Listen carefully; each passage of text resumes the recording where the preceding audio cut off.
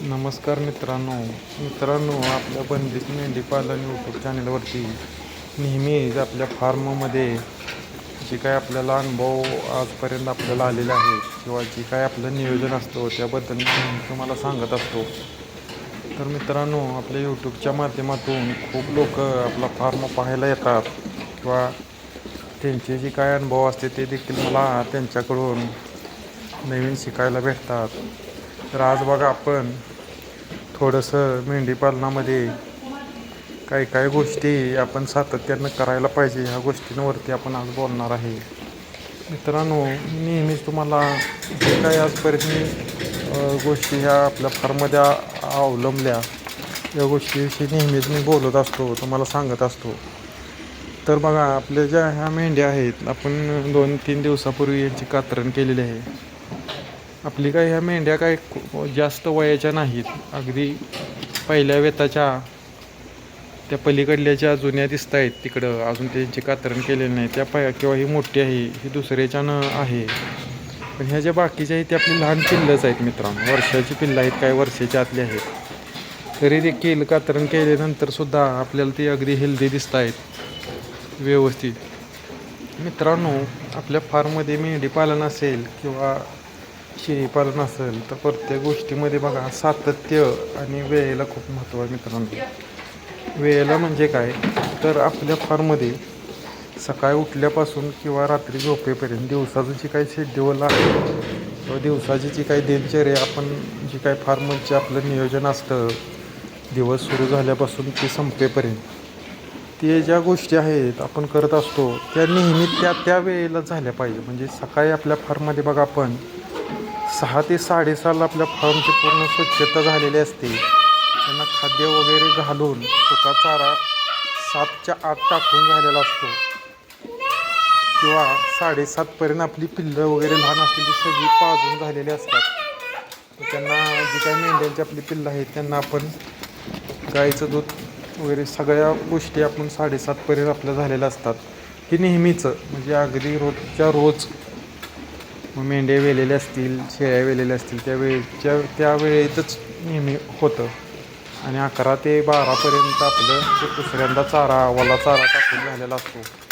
तर मला काय सांगायचं आहे तुम्हाला, जी काय हा तुम्हाला रिझल्ट दिसतो आहे किंवा आपले जी काही फार्ममध्ये शेळ्या मेंढ्या असतील ते हेल्दी दिसत आहेत किंवा आपलं नियोजन जे आहे ते परफेक्ट टाईम टू टाईम, एकही दिवस असा होत नाही की आज उठायला उशीर झाला किंवा 9ला 10 वाजता साफसफाई करा घेतली, असं कधीही होत नाही. दिवस उगवायच्या पर्यंत सगळं आपलं फार्ममधलं सकाळचं जे सगळं काम असतं ते झालेलं असतं. मित्रांनो, जर तुम्हाला हा व्यवसाय करायचा असेल तर तुम्हाला पूर्ण त्याला वेळ दिला पाहिजे. जरी आपण म्हणत असलो शेतीला जोडधंदा किंवा आणि काही नोकरी करत असेल तर आपण त्याला एक जोड व्यवसाय म्हणून आपण ह्या गोष्टी करत असतो.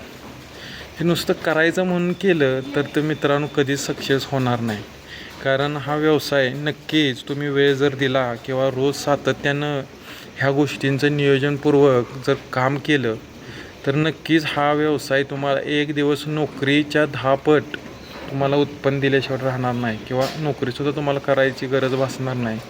ह्या व्यवसायामध्ये मेंढीपालनामध्ये इतकं मित्रांनो फायदा आहे किंवा इतका छान रिझल्ट आहे किंवा इतकं छान उत्पन्न आहे की तुमचं नियोजन आणि तुमच्याकडं क्वांटिटी जर जास्त असेल तर खरंच खूप ह्याला आता सध्या स्कोप आहे किंवा हा धंदा सोपा सुलभ आहे आणि ह्याचं मार्केट देखील मित्रांनो चांगलं आहे. फक्त थोडीशी ॲडव्हर्टाईजमेंट किंवा थोडासा वेळ देऊन, मी जसं यूट्यूबवरती आपल्या फार्मचा चॅनेल काढला आहे किंवा जे काही आपलं व्हॉट्सअप असेल, फेसबुक असेल, ह्या गोष्टीवरती आपण लोकं जोडली पाहिजेत किंवा आपलं ह्याचं मार्केटिंग थोडंसं केलं पाहिजे. मला हे जमणार नाही किंवा मी शेतकरी आहे किंवा मला मोबाईल काही ना अँड्रॉईड वापरता येत नाही, ह्या सगळ्या गोष्टी मित्रांनो शिकलं पाहिजे. आपण हा व्यवसाय करतो आहे. खूप लोक असे आहेत 5 लाख 10 लाख मित्रांनी आपल्या फॉलोअर्स असतील किंवा आपली शेतकरी मंडळी असतील तर प्रत्येकानं आपल्या कष्टाचं पैसे ह्याला गुंतवलेलं असते. हे सगळं तुम्ही करताय, इन्व्हेस्टमेंट करताय, रात दिवस राबताय, तर आपल्या व्यवसायासाठी ह्या गोष्टी शिकायला पाहिजे. प्रत्येक वेळेस जर आपण ह्याच्याकडून मेंढ्या घेतल्या हा आपल्याला आपण काय करत असतो बघा, मी सुद्धा सुरुवातीला तसंच केलं. मी आज जवळजवळ माझा 10 ते 11-12 वर्ष झालं शेळ्यांचा फार्म आहे. पण आजपर्यंत कधीही व्हिडिओ किंवा फेसबुक, व्हॉट्सअप, इंस्टाग्राम ह्या गोष्टीवरती मी कधी व्हिडिओ टाकले नाही. त्यामुळं काय झालं किंवा ह्या गोष्टी मी शिकलोच नाही, त्यामुळे मी खूप मागे राहिलो. पण आज जवळजवळ 3 ते 4 महिन्यापूर्वी थोडंसं मी मनाची तयारी केली आणि स्वतः ठरवलं की आज आपण कधीही दुसऱ्याच्यावरती अवलंबून राहायचं नाही. म्हणजे काय झालं बघा, मी जिथून बोर खरेदी केलं, शेळ्या खरेदी केल्या किंवा मेंढ्या खरेदी केल्या, ज्यावेळेस आपण नवीन करत असतो त्यावेळेस आपल्याला काही गोष्टी म्हणण्यापेक्षा भरपूर गोष्टी ह्यातल्या काहीच माहीत नसतात. आपण एखाद्याचा फार्म बघतो, तो आपल्याला आवडतो, त्याचा बिझनेस अगदी छान चाललेला असतो आणि त्याचं उत्पन्न पाहून, त्याचं यश पाहून आपल्याला पण वाटतं आपण पण असा व्यवसाय केला पाहिजे. आपल्याकडे शेती आहे किंवा आपल्याला कष्ट करण्याची तयारी आहे आणि आपण काय करतो, आपण हे करू शकतो, करतो. पण काय होतं, मी सुद्धा तेच केलं. आपण मेंढ्या खरेदी करताना किंवा एखाद्या फार्मवरून खरेदी करताना आपण काय म्हणतो किंवा बरेच मेंढी फार्म मोठमोठे फार्म असणारे लोक काय करतात की तुम्ही मेंढ्या खरेदी करत केल्या ना, माझ्याकडे खरेदी करताय ना, तुम्हाला मी तुमची पिल्लं अशी बायबॅक पॉलिसी, म्हणजे पिल्लं मी विकत घेतो, या किमतीला घेतो, त्या मित्रांनो ह्या गोष्टी पुढं घडत नाहीत. ज्यावेळेस आपण एखाद्या फार्मवरती जाऊन मेंढ्या खरेदी करतो किंवा बरेच आपल्याला आश्वासन असे मिळतात की मी पिल्लं तुम्हाला तुमची विकत घेतो, एवढ्या किमतीने घेतो. तर मित्रांनो ह्या गोष्टीला बरोबर पडायचं नाही. तुम्ही हा व्यवसाय जर उतरणार असला तर तुमची मनाची तयारी असली पाहिजे की कोणीही माझा माल विक्री करून देणार नाही किंवा कुणाची मला गरज माणसं जोडली पाहिजेत, एकमेकाचे अनुभव घेतले पाहिजेत, आपले दुसऱ्याला सांगितलं पाहिजे, ह्या गोष्टी करा. पण तो एखादा फार्मवाला दुसरा आहे त्याच्याकडून मी घेतलं किंवा तो मोठा फार्मवाला आहे, त्याचा चांगला बिझनेस आहे, तो काहीतरी म्हणजे माझा माल विक्री करून देईल, ह्या गोष्टी सगळ्या पूर्ण डोक्यातनं काढून टाका. पहिल्यांदा तुम्ही तुमच्या भागामध्ये कोणताही भाग तुमचा असू दे, तुम्ही मेंढी पालन करणार असला किंवा शेळी पालन ह्या दोन्हीपैकी काही करणार असाल, त्यावेळेस पहिल्यांदा आपल्या भागामध्ये काय खपतं आहे किंवा आपल्या भागामध्ये ही मेंढी म्हणजे नारी सुवर्ण असेल, डॉर्पर असेल, ह्या गोष्टी जर आपण केल्या तर त्या आपल्याला विक्री करताना काय अडचणी येणार आहेत किंवा कशा केल्या पाहिजे, काय समस्या येणार, ह्या सगळ्या गोष्टीचा मित्रांनो विचार करा. नाहीतर व्हिडिओ पाहायचं आणि पटकन निर्णय घ्यायचा आणि त्याच्यामध्ये पैसे आहेत म्हणून इन्व्हेस्ट करायचं. आणि बऱ्याचदा असं खूप लोक मला भेटतात किंवा त्यांचे अनुभव सांगतात की दादा मी असे मेंढ्या घेतल्या किंवा शेळ्या घेतल्या आणि माझा लॉस झाला, मला काही ती जमलं नाही. मित्रांनो जमत नाही असं नाही, तुम्ही मनापासून प्रामाणिकपणानं कष्ट केलं आणि नियोजन केलं, प्रत्येक गोष्ट करायला तुम्ही त्याच्यामध्ये शिकण्याचा प्रयत्न केला तर सगळ्या गोष्टी येतात. तुम्ही थोडंसं मार्केटिंग केलं पाहिजे, फिरलं पाहिजे, आपल्या गोष्टीची जे काय आपल्याकडं अवेलेबल आहे किंवा ज्या गोष्टी तुम्ही बनवताय, म्हणजे मेंढीपालन, शेळीपालनामध्ये जे काही तुम्ही करण्याचा प्रयत्न करता, ह्या सगळ्या गोष्टी पूर्णपणे आत्मविश्वासाने तुम्ही त्यात उतरलं पाहिजे आणि सगळ्या गोष्टीचा विचार करूनच ह्या गोष्टी केल्या पाहिजेत. नक्की तुम्हाला यश येणारच. फक्त ज्या काही गोष्टी आहेत त्या सातत्य, म्हणजे डेली रुटीन जे आपलं असतं, मेंढीपालनाचा दिवस सुरू झाल्यापासून ते संपेपर्यंत त्या वेळच्या वेळ झालं पाहिजे. वेळच्या वेळी त्यांना सकाळचा खुराक, त्याच्यानंतर सुका चारा, ते दुपारच्या मधल्या वेळेस ओली वैरण, नंतर संध्याकाळची वैरण, ह्या टाईम टू टाईम जर झालं तर त्यावेळेस त्यांना ती सवय लागून जाते की सकाळी खुराक खाल्ला, सुका चारा पटकन खाल्ला की 1-2-3 तास त्यांना 3 तास 4 तास त्यांना रवतीला वेळ भेटतो. तेवढ्या वेळ ती झालंच पाहिजे. नाहीतर आपलं काहीतरी दुसरं काम आहे, लगेच सुका चारा खाल्ला की लगेच ओला चारा टाकून मोकळं व्हायचं, दिवसभर निवांत झालं, असं नाही. त्याला त्या वेळेत ती झालं पाहिजे. त्याला जो काही वेळ लागणार आहे रवंत करण्यासाठी वगैरे, ह्या सगळ्या गोष्टी भेटल्या पाहिजेत. त्या सगळ्या गोष्टी झाल्या तरच तुम्हाला फार्ममध्ये रिझल्ट दिसेल किंवा यश येणार आहे. नाहीतर उगाच आपलं करायचं आहे, टाकलं गडबडीनं, वैरण टाकली, गेलं संध्याकाळी, असं नाही.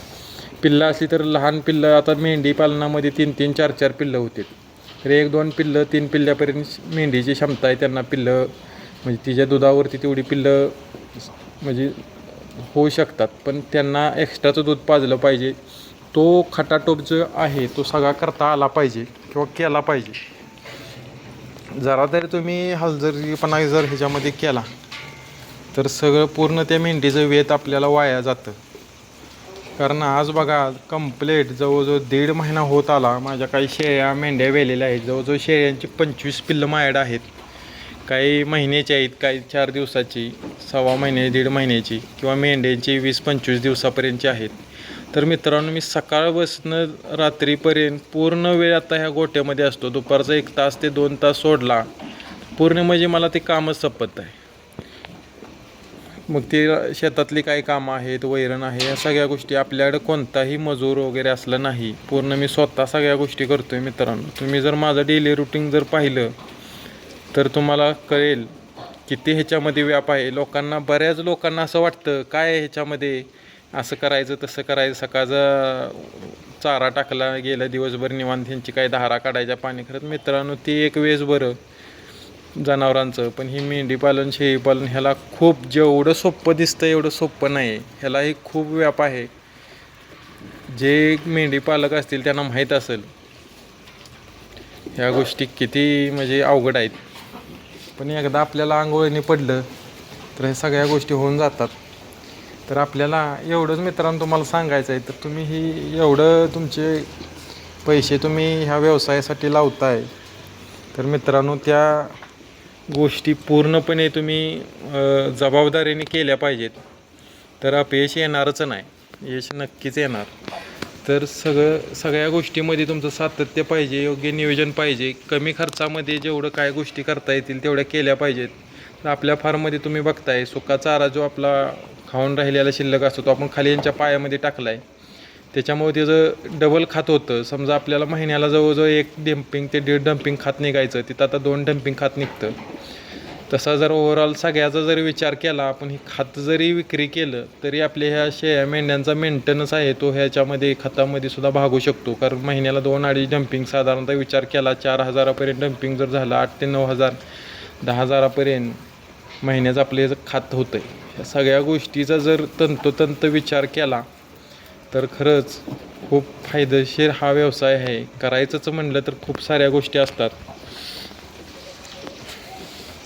पण आपलं करण्याची जिद्द पाहिजे आणि योग्य नियोजन पाहिजे.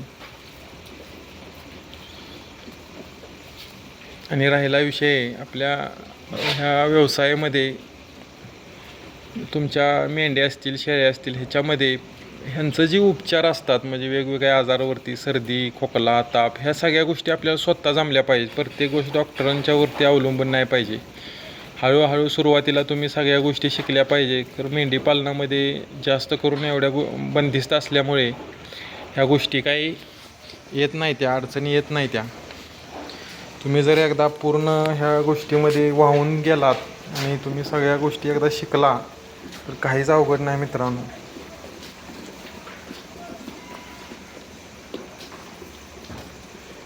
बघा आपल्या मेंढ्या किती छानपैकी पूर्णपणे ह्यांनी चारा खाल्ला आहे आता सध्या, आणि सगळे आता रवंद करायला बसणार आहेत. मित्रांनो, ज्यावेळेस आपण व्यवसायामध्ये उतरतो किंवा प्रामाणिक आपण प्रयत्न करत असतो, त्यावेळेस नक्कीच यश येतं. आणि ज्यावेळेस आपल्या प्रयत्नाला यश येतं, तो जो काय आनंद असतो तो वेगळाच असतो.